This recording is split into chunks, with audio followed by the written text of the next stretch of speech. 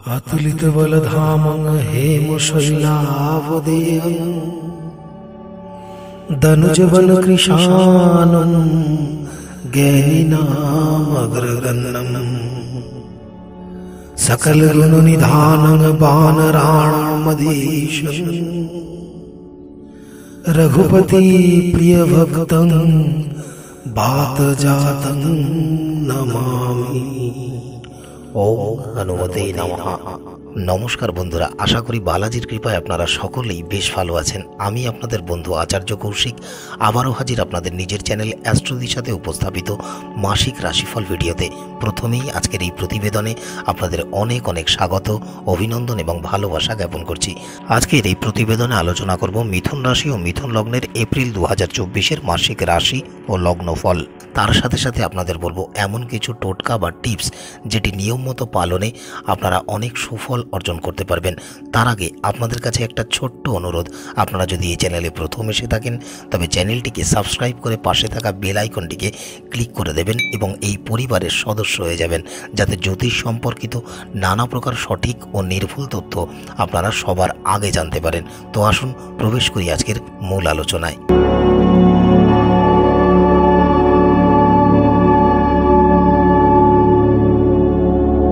ইংরেজি বছর 2024 সালের চতুর্থ মাস অর্থাৎ এপ্রিল মাস মিথুন রাশি ও মিথুন লগ্নের জাতক জাতিকাদের জন্য বেশ গুরুত্বপূর্ণ এবং উপকারী মাস হিসেবেই পরিগণিত হতে চলেছে।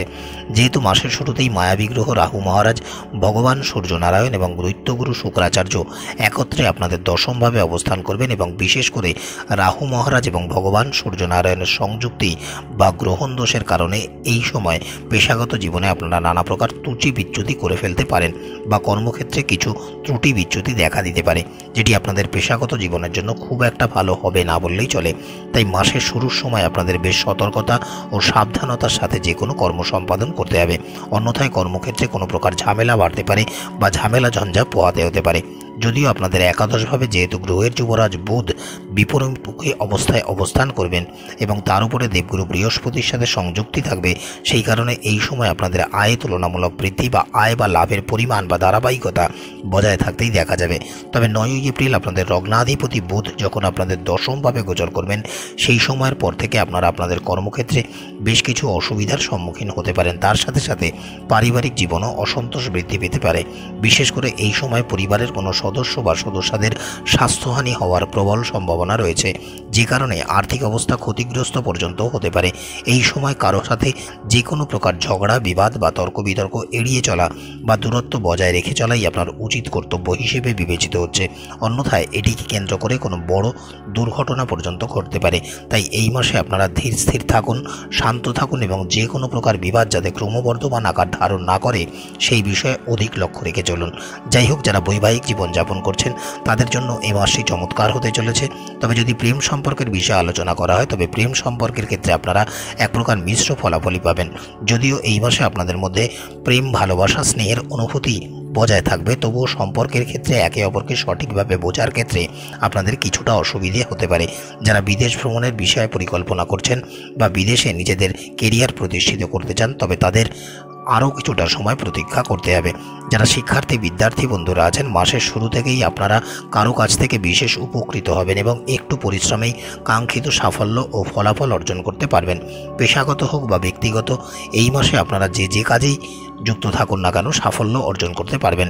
পাশাপাশি এই মাসে আপনারা আপনাদের বড় ভাই অথবা বোনেদের থেকেও অকৃত্রিম সাহায্য, সহযোগিতা ও সমর্থন পাবেন, যে কারণে সম্পর্কের মধ্যে পারস্পরিকতা বজায় থাকবে এবং আপনাদের মনও অত্যন্ত খুশি থাকতেই দেখা যাবে।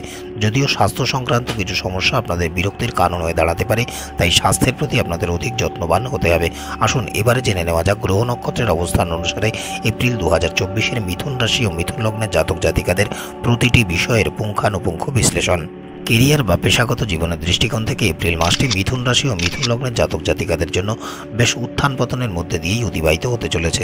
যেহেতু মাসের শুরুতেই মায়াবী গ্রহ রাহু মহারাজ, ভগবান সূর্যনারায়ণ এবং দৈত্যগুরু শুক্রাচার্য একত্রে আপনাদের দশমভাবে অবস্থান করবেন এবং বিশেষ করে রাহু মহারাজ এবং ভগবান সূর্যনারায়ণের সংযুক্তি বা গ্রহণ দোষের কারণে এই সময় পেশাগত জীবনে নানা প্রকার ত্রুটি বিচ্যুতি আপনারা করে ফেলতে পারেন বা কর্মক্ষেত্রে এই ধরনের অবস্থান দেখা দিতে পারে।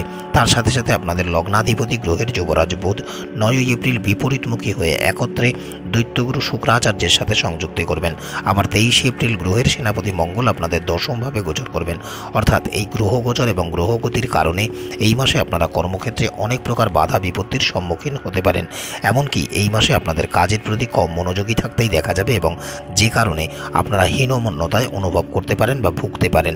তাই এই মাসে আপনাদের অবশ্যই আত্মবিশ্বাস, সাহসিকতা এবং ইতিবাচক মনোভাব বজায় রাখতে হবে এবং কর্মক্ষেত্রে উন্নতি ও অগ্রগতির জন্য আপনাদের কাজের প্রতি বিশেষ মনোযোগ দিতে হবে বা লক্ষ্যের প্রতি অবিচল থাকতে হবে। তবে এই সময় যারা আপনাদের উচ্চপদস্থ কর্মকর্তারা আছেন তারা আপনাকে যথেষ্ট পরিমাণ সাহায্য, সহযোগিতা ও সমর্থন করবেন, যে কারণে আপনাদের বেশ ইতিবাচক থাকতেই দেখা যাবে। তাই আপনাদের সামনে যত কঠিন পরিস্থিতি আসুক না কেন, সকল বাধা বিপত্তিকে অতিক্রম করে নিজেকে আগের থেকে আরও উন্নত করার প্রচেষ্টা চালিয়ে যেতে হবে। তবে যেহেতু আপনাদের ষষ্ঠ ভাবের অধিপতি গ্রহের সেনাপতি মঙ্গল আপনাদের নবম ভাবে অবস্থান করবেন, সেই কারণে আপনারা কর্মক্ষেত্রে দীর্ঘ যুদ্ধের পর কৃতিত্ব এবং সফলতা অর্জন করতেও সক্ষম হবেন। যদি ব্যবসায়ীদের বিষয়ে আলোচনা করি তবে মাসের শুরুর সময়টি ব্যবসায়ীদের জন্য বেশ লাভজনক হতে চলেছে। বিশেষ করে মাসের শুরুর সময় থেকেই আপনারা আপনাদের ব্যবসায় ভালো পারফরমেন্স করতে পারবেন।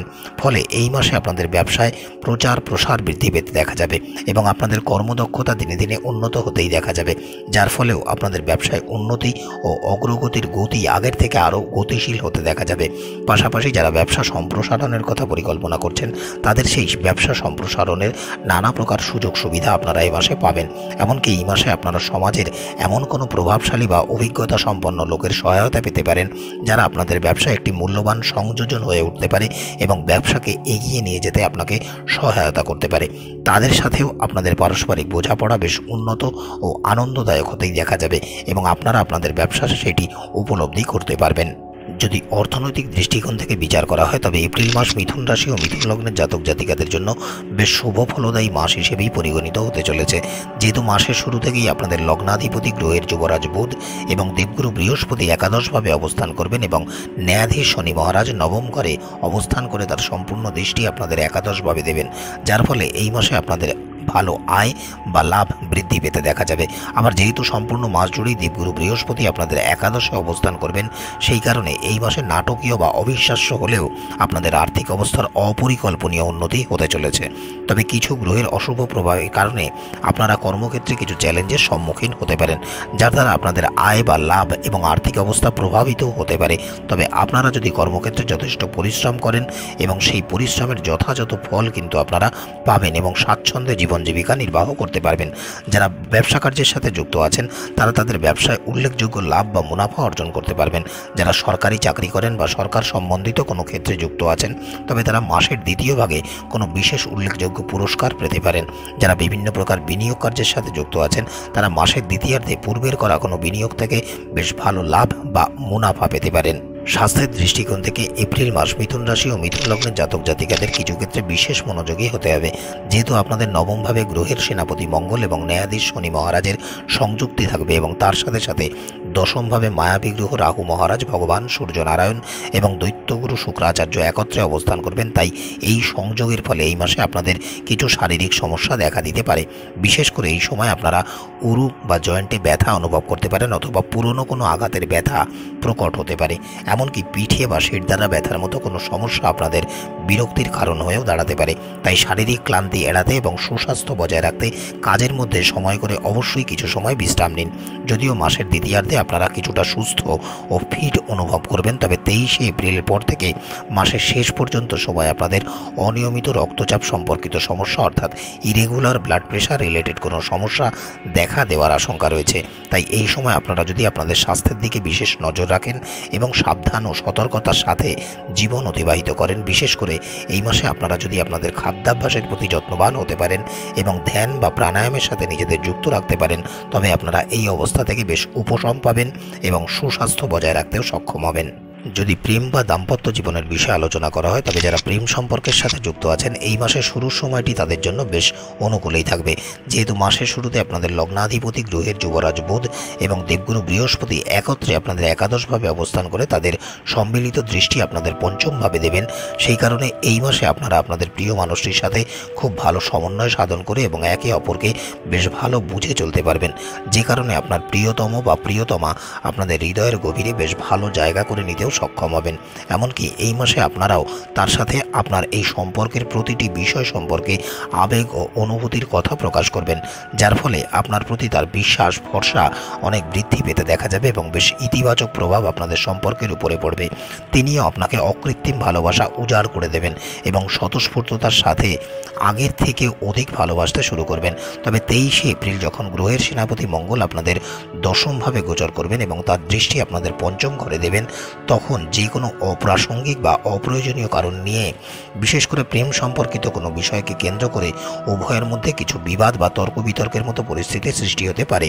যদিও আপনাদের দুজনের মধ্যে সবকিছুই বেশ ঠিকঠাক চলবে, তা সত্ত্বেও সবসময় উভয়ের মধ্যে রাগ অভিমান বৃদ্ধি পেতেই দেখা যাবে, এমনকি হাতাহাতিও পর্যন্ত হওয়ার আশঙ্কা রয়েছে। তাই এই সময় আপনাদের বেশ ধৈর্য ধরে চলতে হবে এবং আপনাদের সম্পর্ক যাতে সাবলীল ও মসৃণভাবে চলে সেই কারণে অনেক কিছু উপেক্ষা করে চলতে হবে এবং উভয়ের প্রতি উভয়ের আবেগ বা অনুভূতিকে বুঝে চলতে হবে। আপনারা যদি এটি করতে পারেন তবেই এর মাধ্যমে এই সমস্যাগুলির সমাধান করতেও সক্ষম হবেন। এবারে যদি বিবাহিতদের বিষয়ে আলোচনা করি, তবে এই মাসটি আপনাদের জন্য বেশ উপকারী মাস হতে চলেছে, কারণ এই মাসের শুরুর সময় আপনাদের জীবনসাথী কোনো ক্ষেত্র থেকে কোনো বিশেষ সুযোগ সুবিধা পেতে পারেন, যার ফলে আপনারাও পরোক্ষভাবে সেই ক্ষেত্র থেকে বেশ উপকারী হবেন। আপনাদের মধ্যে যদি কেউ আপনার স্বামী অথবা স্ত্রীর নামে বা তার সাথে অংশীদারিত্বে কোনো ব্যবসা পরিচালনা করে থাকেন, তবে এই মাসে আপনারা সেই ব্যবসায় বা প্রকল্পে বিশেষ কোনো সুবিধা এবং লাভ পেতে পারেন, যার ফলে এই মাসে আপনাদের সামাজিক পরিচিতি বা সুনাম ও সম্মান বাড়তে দেখা যাবে এবং প্রতিটি ক্ষেত্রে আপনার জীবনসাথী আপনাকে বেশ সাহায্য সহযোগিতা ও সমর্থন করবেন। এর ফলে আপনাদের সম্পর্কের মধ্যে পারস্পরিক ভাব ভালোবাসা অনেক পরিণত এবং মধুর হতেই দেখা যাবে। পাশাপাশি আপনারাও আপনাদের জীবনসাথীর প্রতি যে দায়িত্ব বা কর্তব্য সেগুলিও যথাযথভাবে পালন করতে সক্ষম হবেন। সুতরাং সম্পূর্ণ মাস জুড়েই আপনাদের একটু ধৈর্য ধারণ করে সম্পর্ক পরিচালনা করার দায়িত্ব গ্রহণ করতে হবে, তবেই আপনারা সুখী জীবন উপভোগ করতে পারবেন। যদি পারিবারিক জীবনের দৃষ্টিকোণ থেকে বিচার করা হয়, তবে পারিবারিক দিক থেকে এই মাসটি মিথুন রাশি ও মিথুন লগ্নের জাতক জাতিকাদের জন্য খুব একটা অনুকূল হবে না বললেই চলে। যেহেতু মাসের শুরুতেই মায়াবী গ্রহ রাহু মহারাজ, ভগবান সূর্যনারায়ণ এবং দৈত্যগুরু শুক্রাচার্য একত্রে আপনাদের দশমভাবে অবস্থান করবেন এবং তার সাথে সাথে আপনাদের লগ্নাধিপতি গ্রহের যুবরাজ বুধ বিপরীতমুখী অবস্থায় দশমভাবে গোচর করে আপনাদের চতুর্থ ভাবকে প্রভাবিত করবেন। এর ফলে মাসের প্রথমার্ধে পারিবারিক কলহ বিবাদের পরিবেশ সৃষ্টি হতে পারে এবং পারিবারিক জীবনে উত্তেজনা চরম আকার ধারণ করতে পারে এবং আপনারা এক প্রকার দিকভ্রষ্ট হয়ে পড়তে পারেন। বিশেষ করে এই সময় আপনাদের বাবার স্বাস্থ্যের কোনো বড় সমস্যা দেখা দিতে পারে এবং আপনারা তার জন্য বেশ উদ্বিগ্ন হয়ে পড়তে পারেন। এমনকি এমনও আশঙ্কা আছে যে তাকে হাসপাতালে পর্যন্ত নিয়ে যেতে হতে পারে। তাই মাসের প্রথম থেকেই আপনারা বেশ সতর্ক ও সাবধান থাকুন, তার স্বাস্থ্যের উপর নজর রাখুন এবং প্রয়োজনীয় পরিকল্পনা বা পদক্ষেপ গ্রহণ করে চলুন। যেহেতু 9ই এপ্রিল বিপরীতমুখী বুধ আপনাদের দশম ঘরে প্রবেশ করবেন এবং চতুর্থ ঘরে তার সম্পূর্ণ দৃষ্টি দেবেন, সেই কারণে এই সময়ের পরে পারিবারিক ক্ষেত্রে সকলের মধ্যে কোনো বিষয়কে কেন্দ্র করে অসন্তোষ জন্ম নিতে পারে এবং সকলের সাথে সকলের কোনো প্রকার মৌখিক তর্ক বিতর্ক বা বাদানুবাদের পরিস্থিতি তৈরি হতে পারে। বিশেষ করে কোনো সম্পদ বা দায়িত্ব ভাগ করা নিয়ে সকলের দৃষ্টিভঙ্গিতে পার্থক্য দেখা দিতে পারে এবং যেটি পরিবারে কোনো বিবাদ বা কলহের জন্ম দিতে পারে। এই সময় পারিবারিক সকল সদস্যরা একে অপরকে বিব্রত করার চেষ্টাও করতে পারেন। আবার 23শে এপ্রিল মঙ্গল যখন আপনাদের দশমভাবে গোচর করবেন, সেই সময়ের পর থেকে এই অবস্থা আরও খারাপ এবং সংকটজনক আকার ধারণ করতে পারে। তাই মানসিক প্রশান্ত লাভ হেতু আপনাদের নিজেদের শব্দ চয়নের প্রতি এবং আচরণের প্রতি বিশেষ নিয়ন্ত্রণ রেখে চলতে হবে। তার সাথে সাথে পরিবারের কোনো আভ্যন্তরীণ কথা বাইরের কারোর সাথে বলা থেকে বিরত থাকতে হবে। যদি বাড়ির এই অবস্থান বা পরিস্থিতি আপনাদের নিয়ন্ত্রণে বাইরে চলে যায়, তবে মাসের কিছুটা সময় বা এই সময় বাইরে সময় অতিবাহিত করাই আপনার জন্য শুভপ্রদ। তবে মাসের দ্বিতীয়ার্ধে আপনাদের যারা ভাই বা বোন আছেন তাদের আচরণ বা সহায়ক মনোভাব আপনার কাছে বেশ লক্ষণীয় হবে এবং এটি দেখে আপনারাও বেশ হতচকিত হয়ে যেতে পারেন। তবে 13 তারিখে যখন ভগবান সূর্যনারায়ণ মেষ রাশিতে গোচর করে মেষ সংক্রান্তির সূচনা করবেন, এই সময়ের পর থেকে আপনারা আপনাদের যারা ভাই বা বোন আছেন তাদের ক্ষেত্র থেকে বিশেষ সহায়তা ও আর্থিক সহায়তায় যথেষ্ট ভালো অবস্থানে অবস্থান করতে পারবেন। তাই যে পরিস্থিতি আসুক না কেন, যে কোনো বড় ধরনের সমস্যাই হোক না কেন, যাতে পারিবারিক জীবন ব্যাহত না হয় সেই জন্য ভেবেচিন্তে ও ভালোবাসার সঙ্গে আলাপ আলোচনার মাধ্যমে তার সমাধান করার প্রচেষ্টা করাই আপনাদের অন্যতম গুরুত্বপূর্ণ কর্তব্য হিসেবে বিবেচিত হচ্ছে। তবেই পারিবারিক জীবনে ভারসাম্য বজায় রাখতে আপনারা সক্ষম হবেন। আসুন এবারে জেনে নেওয়া যাক গ্রহের অশুভ প্রভাব এবং নানা প্রকার বাধা বিপত্তি থেকে পরিত্রাণ পেতে মিথুন রাশি ও মিথুন লগ্নের জাতক জাতিকারা কী কী উপায় অবলম্বন করে চলবেন। যারা মিথুন রাশি বা মিথুন লগ্নের জাতক জাতিকারা আছেন, এই মাসে যখন সময় পাবেন যে কোনো বিকলাঙ্গ, অন্ধ বা কুষ্ঠ রোগীদের আপনার সাধ্যানুসারে সাহায্য করুন। প্রত্যেক মঙ্গলবার ডালিম নিবেদন করে ভগবান শ্রী হনুমানজির পূজা আরাধনা এবং শ্রী হনুমান চালিসার পাঠ করুন। প্রতিদিন সঞ্চালনকর্তা ভগবান শ্রী বিষ্ণুকে তুলসী নিবেদন করে শ্রী বিষ্ণু সহস্র নাম পাঠ করুন এবং মাসের প্রতি বুধবারে গোমাতাকে সবুজ মুখ খাওয়ান। আশা করি বেশ ভালো ফল পাবেন এবং এটি আপনাদের জন্য অনেক উপকারী হবে। আজকের মতো এতটুকুই। দেখা হবে প্রতিদিনের রাশিফলের ভিডিও নিয়ে। ততক্ষণে স্ক্রিনে আসা এই প্রতিবেদনগুলি আপনারা দেখতে পারেন। ভালো থাকবেন, সুস্থ থাকবেন। বালাজির কৃপা সর্বদাই আপনাদের উপর বর্ষিত হোক। নমস্কার। ওম নমো হনুমতে রুদ্রাবতারায় দেবদানব ঋষিমুনিবরদায় রামদূতায় স্বাহা।